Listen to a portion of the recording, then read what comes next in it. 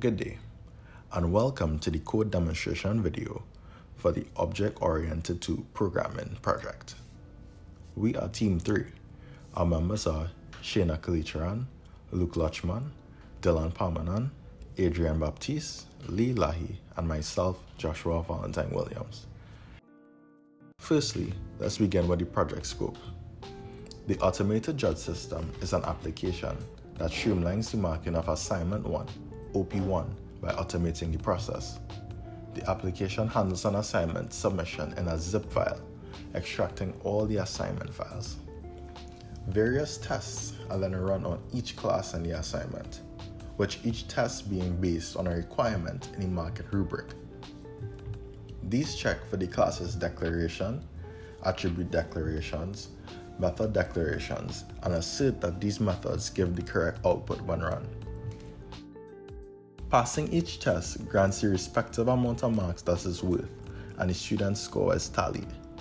The degree of failure is also taken into account in given marks, and constructive feedback is given on how the student went wrong. All this information is then summarized into a PDF file and zipped with the rest of the student's original files. To ensure the efficient functioning of the system, some constraints will be put into place. The system will exclusively accept zip files containing Java program files. Any other file format will not be accepted. Furthermore, the system will evaluate submissions based on the marking rubric only. Any additional features will not be accommodated. Moreover, the feedback feature of the system will not perform code-level debugging assistance. Now, let's get into the code. We will briefly walk through the mark assignment file, whose main controls the operation of all subsystems.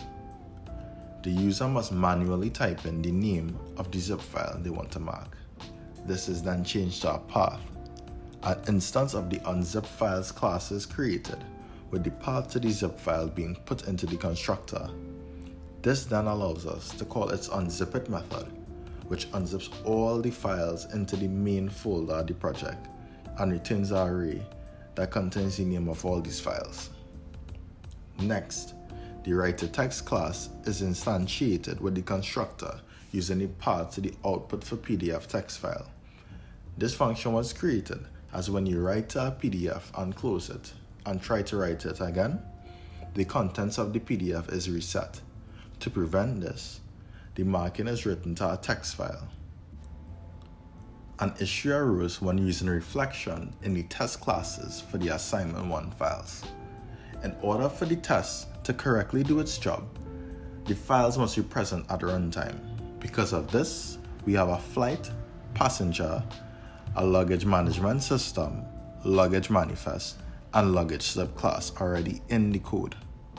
After the student's files are extracted, its content is copied to those files which were present at runtime, thus allowing it to be tested properly. The line JUnitCore.run classes is then used to run each test class. If the student's files weren't found in the first place, they simply get 0. The zip file was submitted in the format studentid_a1.zip, so the file is split to get the ID. The PDF is created from the text file since all the marking is complete, and the ID is used to name the PDF file.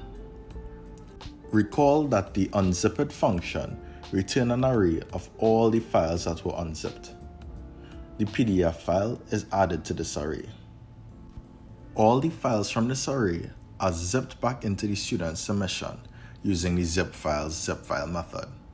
Finally, all the files from this array are deleted using the unzip files delete unzip file method. Now we can take a look at some of the use cases. Use case 1.